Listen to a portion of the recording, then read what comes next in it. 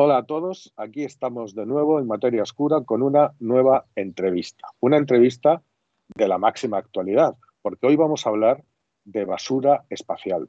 Todos sabéis, habéis escuchado lo que ha pasado hace apenas unos días con Rusia, que ha lanzado un misil para destruir un satélite y el resultado han sido 1.500 fragmentos nuevos de basura espacial que incluso han puesto en peligro a la Estación Espacial Internacional y a sus ocupantes, ¿no? Bueno, pues hoy vamos a hablar de eso, ni más ni menos que con José María Morales, que es el responsable de operaciones de todas las misiones de observación de la Tierra de la Agencia Espacial Europea, de la ESA, y es responsable de las estrategias que la agencia hace también concerniente al tema de la basura espacial, ¿no? Bueno, es un placer tenerte con nosotros, José María.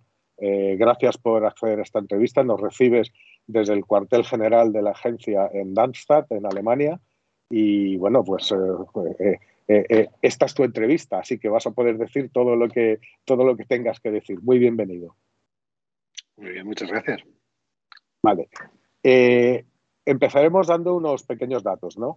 El inicio oficial de la era espacial fue el 4 de octubre de 1957. ¿Qué pasó ese día? Pues que se lanzó el Sputnik 1. La Unión Soviética lanzó eso, es el primer satélite que se puso en órbita de la Tierra. Desde entonces se han lanzado, según consta en el informe anual sobre medio ambiente espacial de la ESA, el de este año, que ha sido en mayo del 21, se han lanzado desde entonces 6.120 cohetes y 12.170 satélites. 7.370 todavía están en el espacio y ahora, en el catálogo de la Agencia Espacial, hay 29.600 objetos varios, a los cuales hay que añadir los 1.500 de la explosión rusa. Se han producido en este tiempo 630 explosiones, con el resultado de que se han fragmentado trozos en trozos más pequeños, y todo lo que hay ahí arriba, según la Agencia Espacial, pesa unas 9.600 toneladas. Además, estamos a punto de multiplicar el número de satélites, porque todas estas constelaciones tipo Starlink, etcétera, etcétera, están a punto de ser lanzadas al espacio. Pues, José María, directamente, todo parece indicar que la situación va a ir a peor, ¿no? Sí, la situación seguramente no mejora. Por un lado, tenemos el hecho de que el espacio se ha convertido casi en lo que se dice en inglés una commodity, ¿no? Y ya no solamente grandes agencias pueden mandar satélites, una empresa Claro. comercial como la de Elon Musk o Amazon o Google pueden poner satélites, de forma que el acceso al espacio está muy democratizado, pero la consecuencia que tiene es que se empieza a congestionar. Y lo que pasa es que el espacio es muy grande, pero no todas las órbitas son igual de interesantes para Claro. la Tierra. Y entonces el problema es que como todos queremos ir a las mismas órbitas para hacer todos lo mismo, pues estamos empezando a crear un atasco espacial. ¿Y cuáles son las órbitas más interesantes?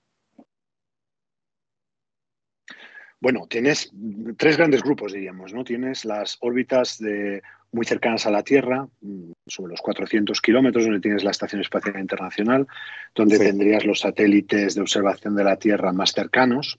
Luego tienes una serie de órbitas que se llaman de media distancia, que tendrías entre los 700, 800 y 1.000, 2.000 kilómetros, en lo que tienes misiones de observación de la Tierra más de tipo óptico, también radares, tienes las constelaciones de navegación, tienes GPS, tienes Galileo, etcétera. Claro. Luego ya tendrías las órbitas geoestacionarias, ¿vale? Que es donde tienen los satélites, pues, de televisión, meteorológicos, etcétera, que ya son a 36.000 kilómetros y que también, pues, tienen bastante tráfico entre medio de estas órbitas tienes otras órbitas que se pueden utilizar, pero pueden ser generalmente para objetivos muy particulares, desde alguna misión de observación de la Tierra que tiene que estar muy cerca, por ejemplo, Claro. para ondas gravitacionales o algún satélite militar que tenga alguna órbita exótica, ¿no? Pero digamos que esos son los tres grupos de órbitas cercanas a la Tierra que están más usadas.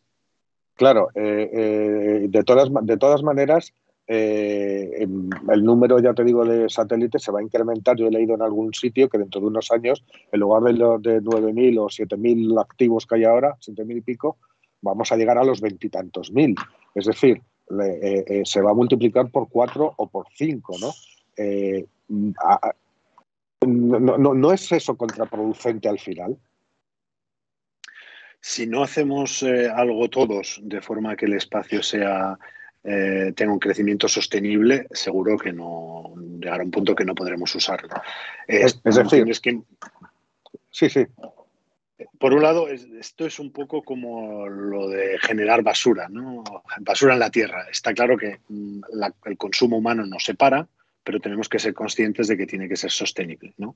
Y entonces, lo mismo que la gente no puede ponerse a usar espacio común o público como le da la gana, pues deberíamos hacer lo mismo con el espacio. Lo que pasa es que el espacio es de todos y no es de nadie. Y claro. entonces las regulaciones que tenemos pues son lo que llamamos códigos de conducta, pero no obligan mucho a nada, a nadie. Entonces, como estabas diciendo, estas constelaciones que cada lanzamiento lanzan 40 satélites de golpe para poner 400 o 700, Claro, claro, claro. pues tenemos que empezar a decidir si a lo mejor necesitamos menos satélites y que algunas de las constelaciones que ponemos en órbita pues hagan más cosas o tengan más, den más acceso a más personas, ¿no? O que no sean redundantes, ¿no? Porque son simplemente empresas de la competencia. Claro, Correcto, que exactamente. además tienen otro problema, ¿no? Que como brillan, pues entorpecen las observaciones desde telescopios terrestres, ¿no? También muchísimo. Es decir, que Correcto.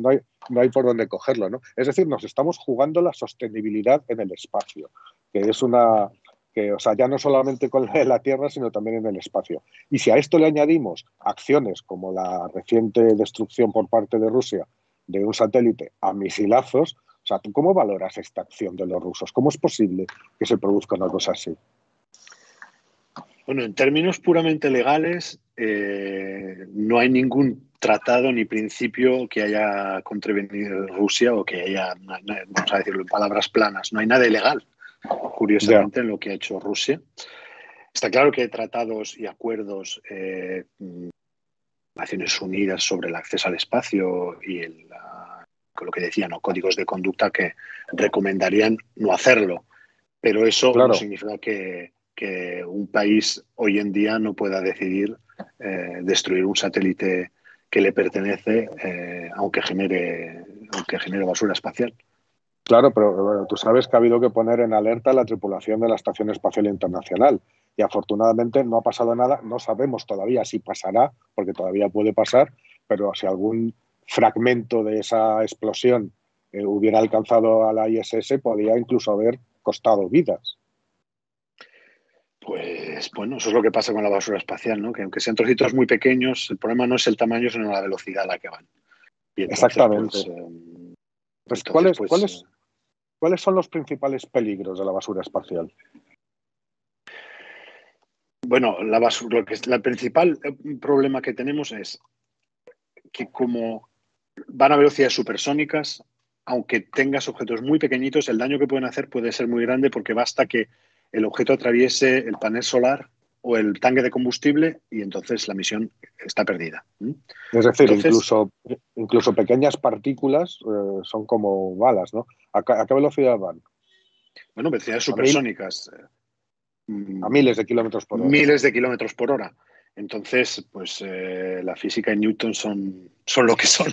No se puede hacer nada y tienes. Pues el problema entonces es que tenemos las agencias espaciales, incluso también en entidades comerciales, catálogos de estos objetos y tenemos, digamos, un buen número de objetos catalogados de los que van entre 10 centímetros y más de 10 centímetros de diámetro. Entonces, estos objetos los tenemos en un catálogo mundial, la ESA tiene el suyo, NASA sobre todo JSPOC se llama, ¿no? Que son los militares americanos, tienen un catálogo bastante bueno. Y con estos objetos que tenemos catalogados tenemos una órbita o la precisión de la órbita bastante buena. Entonces, aunque te crea trabajo, eres capaz al menos de prever maniobras para evitar la colisión. El problema que Claro, tenemos son estos objetos que son de menos de 10 centímetros y van entre el milímetro y el centímetro, que no tenemos catálogos y además es muy difícil de ver con métodos ópticos, porque tú pones un Claro, telescopio en la Tierra y no todos estos objetos, y muchos de estos objetos absorben la luz, no la reflejan, entonces tú no los ves. Sabes que los tienes porque hacemos un modelo estadístico, como ahora los famosos 1500 objetos que se han dicho en prensa y que se ha oído de la explosión del satélite ruso, tampoco los hemos contado todos, pero hay un número que se ha podido ver a través de cálculos ópticos. El otro es un modelo estadístico que se dice más o menos en este tipo de explosiones cuántos objetos tenemos. Entonces, todos estos es objetos tan decir, pequeñitos, sí, sí, no, por favor, termina, es que te he no decía que interrumpido. estos objetos tan pequeñitos tenemos dos problemas, que no conocemos bien sus órbitas y que no sabemos exactamente dónde están ni a qué velocidades van. Entonces, como no podemos prever su existencia, no podemos hacer cálculos de cuándo puede que haya lo que se llama la conjunción y evitarlos. Está claro que son pequeños y el daño que pueden hacer a la estructura del satélite en general es muy importante, a menos que, como decíamos, atraviesen partes vitales del satélite. Claro, Entonces allí, pero entonces a estos 29.600 objetos catalogados hay que añadir toda una miríada de objetos más pequeñitos que no se tienen monitorizados y que son exacto, igualmente peligrosos, ¿no? exactamente. Se vive Vale, se acepta el riesgo en el sentido de que, bueno, como el tamaño, aunque sean muy rápidos, el tamaño es suficientemente pequeño como para que algunos de ellos no atraviesen las superficies de los satélites. Bueno, pueden provocar daños superficiales, pero no los atraviesen. me acuerdo de esa Eh, rotura, esa grieta que hay en el cristal de la cúpula la cúpula de observación de la Estación Espacial Internacional, que ahí impactó, debió de ser no más que un grano de polvo, ¿no? Pero madre mía, lo que hizo, estuvo a punto de atravesarla, ¿no? Nosotros tenemos una foto impresionante que tomamos por casualidad en un satélite de los que operamos, de la Comisión Europea, la constelación Copernicus, que también se ha oído mucho estos días, que es el Sentinel-1. Pues teníamos una cámara a bordo que se había instalado para ver que la separación del instrumento, que es un radar que es muy grande, ¿no? Para ver Ajá. que todos los elementos se habían separado bien. Teníamos una cámara, una webcam en el satélite que se usó solo para eso. Y luego se apagó. Y hace unos años se decidió encender otra vez la cámara para hacer otro test y encendiendo la cámara porque nos dimos cuenta que había una vibración en el satélite, una aceleración que no podíamos explicar. Y a uno de los ingenieros de aquí de la ESA se le ocurrió encender la cámara. Y cuando encendimos la cámara nos dimos cuenta de que un objeto de estos de entre 1 centímetro y 10 centímetros no catalogado le había pegado un golpe al panel solar y se ve, la foto la tenemos y es muy interesante, se ve exactamente el cráter que creó en el panel solar, destruyendo, pues no Sí, sé, he un visto esa quince por foto. ciento un quince por Sí, sí, ciento de sí. las telas solares, y eso era una cosa que era entre 1 centímetro y 10 centímetros. Y creó pues un Fíjate, cráter de la mano del tamaño de una mano, de una fíjate, pelota. fíjate. Claro, está claro que cuanto más grandes son los restos, más daño pueden hacer, ¿no? Pero incluso los más pequeños, como dices, es un gran riesgo. Y aparte de esta anécdota, ¿puedes darnos algún otro ejemplo real de cosas que hayan sucedido? ¿Cuál ha sido el peor momento debido a un fragmento de basura espacial? Bueno, la cosa es que en estos momentos, con el hecho de que hemos mejorado mucho los elementos de observación de basura, los catálogos son cada vez mejor. Tenemos radares en todo el mundo, no solo nosotros, privados y otras agencias. Lo que ha pasado es que cuando, ¿sabes? Los knowns unknowns, ¿no? Ahora sabemos más de lo que sabíamos antes, de forma que eh, necesitamos nosotros y las otras agencias hacer cada vez más maniobras, ¿no? Y lo que Ajá. nos damos de lo que se llaman maniobras para evitar colisiones. Y lo que nos hemos encontrado es que al tener más información y más precisa, nos hemos encontrado de que antes, en fases en las que ni siquiera nos hubiésemos eh, planteado el hacer maniobras de colisión, como el momento del lanzamiento de un Ajá. satélite, lo que se llama el LEO, ahora nos hemos encontrado que tenemos que estar preparados para hacer maniobras de evitar las colisiones también en los momentos más críticos del lanzamiento. Y volviendo al Ya. caso de Sentinel-1, que parece que es una misión que tiene mala suerte con esto de la basura espacial, pues Sí. Sentinel-1 fue una de las primeras misiones en los últimos años en la que nos encontramos que tuvimos que hacer maniobras de evitación de colisiones durante el lanzamiento. O sea, en el LEO, los primeros 3 días, generalmente el cohete te deja a ti en una órbita que está libre de colisión respecto a él mismo. Es decir, el cohete te deja en un sitio y reentra, asegurándote que no vas a tener colisión. Pero ahora resulta que tenemos que empezar a hacer análisis para no encontrarnos con basura espacial durante la fase del LEO, que lo complica porque el satélite todavía no está completamente funcional y entonces tienes que acelerar todas las operaciones con el consiguiente ataque de corazón para poder conseguir que el satélite maniobre. Bueno, y eso sin contar que dentro de poco el tráfico espacial humano va a crecer un montón, ¿no? Tenemos el programa Artemis para la conquista de la Luna, para regresar a la Luna, las bases lunares, la estación espacial, la posterior exploración de Marte. Es decir, habrá un gran aumento en los próximos años de los vuelos espaciales tripulados. Y ahí la basura espacial, aparte de ser un problema, puede ser un riesgo importante, ¿no?, para todas estas misiones. ¿Tú crees que podría llegar a arruinar la basura espacial nuestra expansión fuera de la Tierra? Bueno, fuera de la Tierra es más difícil porque el tiempo en el que las misiones tripuladas que van a la Luna, a Marte, a otros planetas, pero no a la estación espacial. O sea, si vas lo que se llama cislunar, si vas ya a la Luna o a Marte, el tiempo que estás cerca de estas zonas donde hay mucha basura espacial acumulada es muy poquito. La trayectoria de tu cohete, durante el tránsito ya se optimizan las trayectorias de escape de la Tierra, de forma que, bueno, el tiempo que pasas en estas órbitas que están muy pobladas de basura es muy poco. Entonces, el riesgo no es cero, pero que no es lo mismo atravesarlo que vivir ahí. Vamos. No es lo mismo, exactamente, no es lo mismo atravesarlo que vivirlo o tener que ir a la Estación Espacial Internacional. Allí, por ejemplo, sí, que empieza a haber ya un problema porque estamos hablando de estas grandes constelaciones que se van a quedar todas entre los 400 y 500 kilómetros, que es exactamente donde están la Estación Espacial Internacional y la China, por cierto, que a la China le pasa lo mismo. Claro, claro. Y bueno, entonces, bueno, para esto le ves menos problema, ¿no? Pero bueno, la Agencia Espacial Europea en concreto sé que lleva muchos años monitorizando, ¿no?, la basura espacial, ¿no? ¿Y cómo se hace esto? Porque me has dicho, seguís uno por uno las órbitas de miles de restos, uno por uno, hasta un cierto tamaño, porque ya los muy chiquititos ya no se pueden ver. Pero ¿cómo se hace este trabajo? ¿Qué recursos necesita? ¿Cuántas personas se dedican a eso en la ESA? Bueno, hay un grupo entero que se llama la Oficina de Basura Espacial, pobrecitos, tiene un nombre un poco curioso, pues sí, pero fíjate.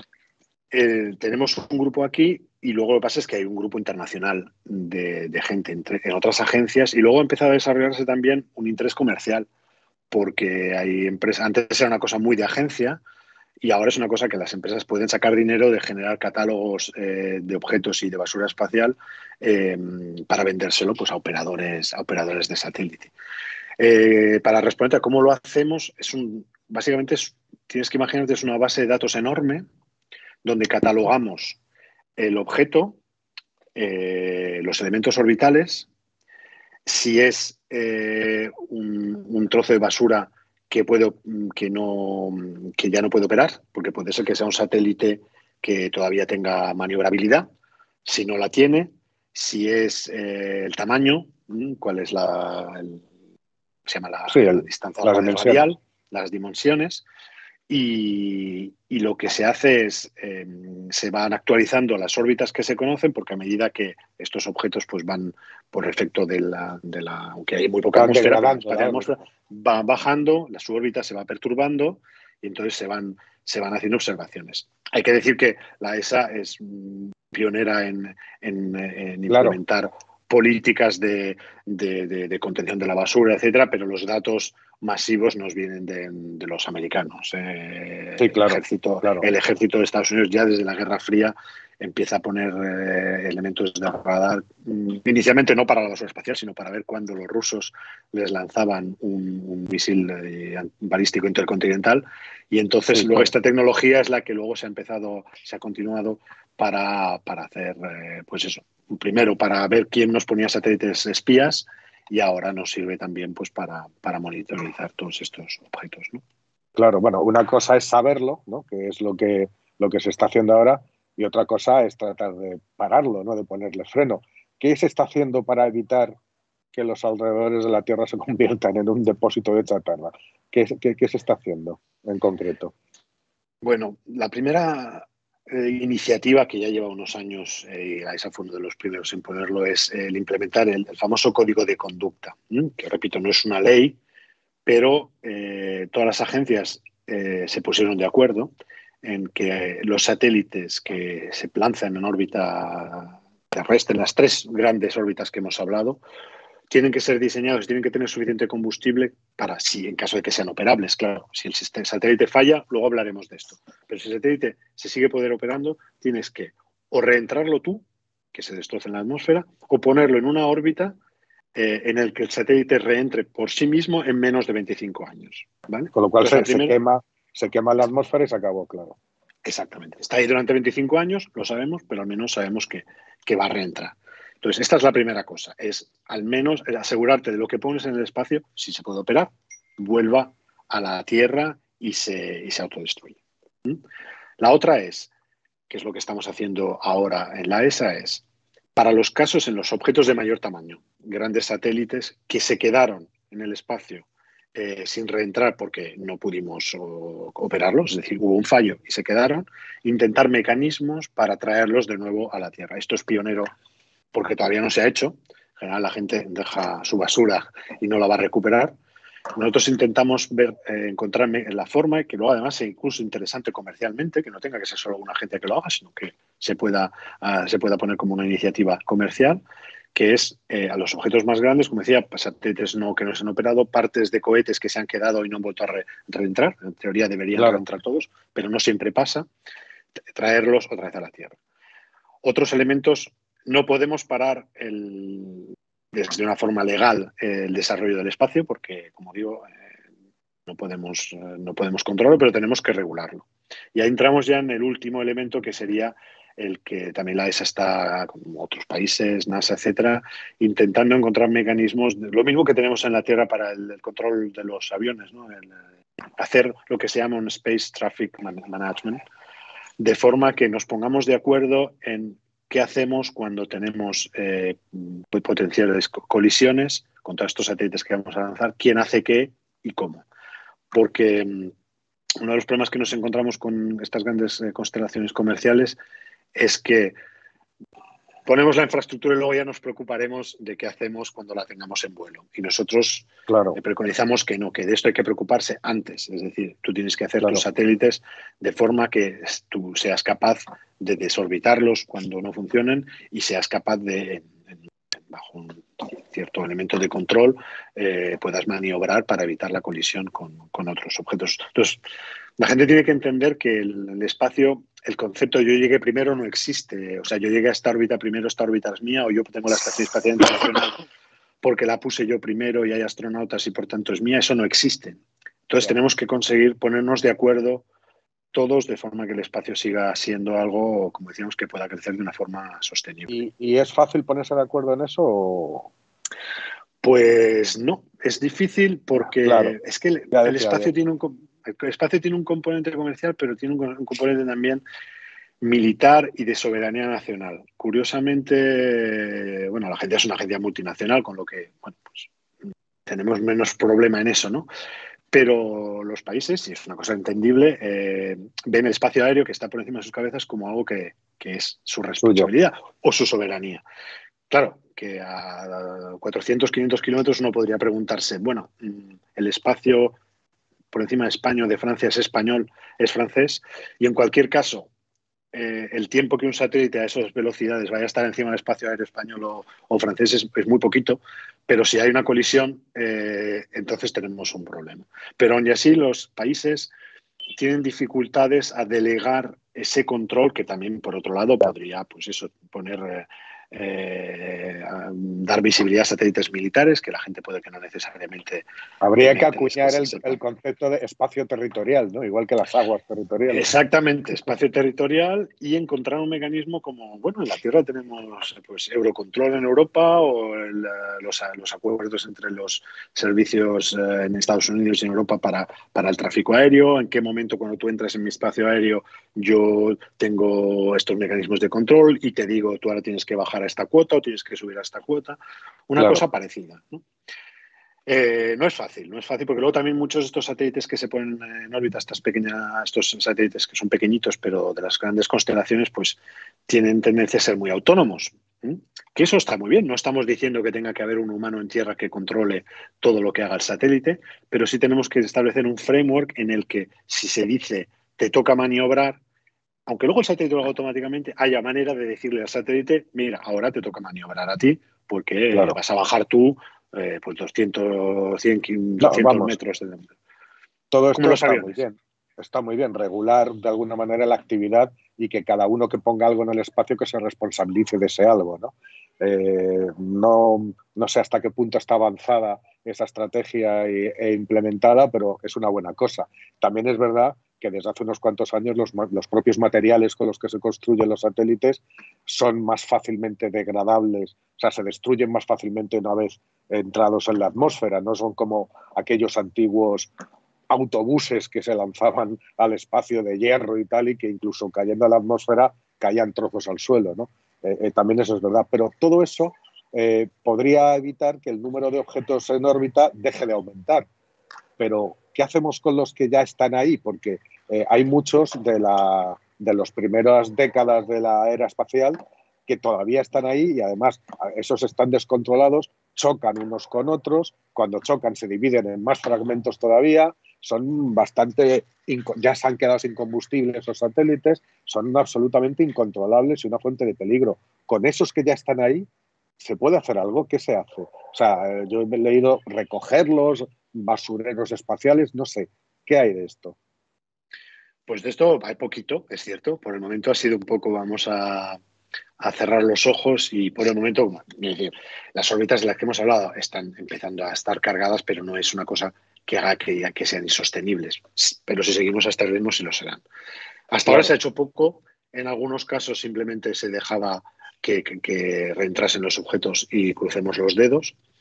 Pero nos hemos empezado a dar cuenta también porque tenemos muchos mejores elementos para observar, que antes, lo que decías, la gente no intuía el problema, pero no lo conocía, ahora lo conocemos.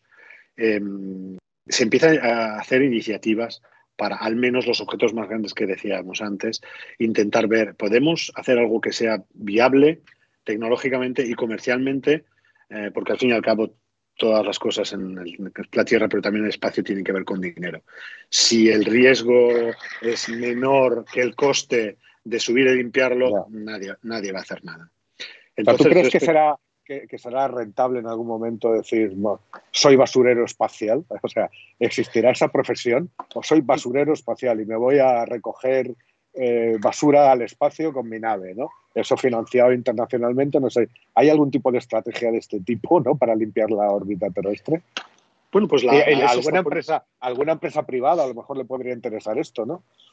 Bien, pues la ESA está poniendo ahora en marcha un programa que se llama Adrios, ¿vale? Ajá. Que básicamente se va a encargar de esto. Es un demostrador con una primera misión que se llama Clean Space One, que en Eso este es. caso, bueno, el concurso público lo ha ganado una empresa suiza, pero ya el concurso, tal y como lo ha previsto la agencia, ha sido exactamente intentar demostrar que es viable tecnológicamente e interesante económicamente. De forma que la agencia no le ha pedido a una empresa, yo te pago y vas a hacerme este proyecto, sino le ha dicho, Ajá. yo te pongo la necesidad del servicio, es que me limpies un satélite mío. Bueno, en este caso se está discutiendo si va a ser una parte, un stage superior de un Vega, que no reentró, o un satélite proba pequeñito que ya no tiene vida, está todavía se opera, pero ya no tiene vida científica útil.